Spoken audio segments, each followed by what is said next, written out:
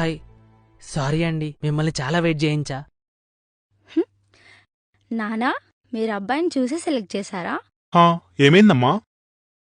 ఏం లేదు, నేను ఇప్పుడే సెలెక్ట్ చేస్తా. చిన్న మిస్కమ్యూనికేషన్ వల్ల మీరనుకుని వేరే అమ్మాయితో మాట్లాడా, అందుకనే లేట్ అయింది.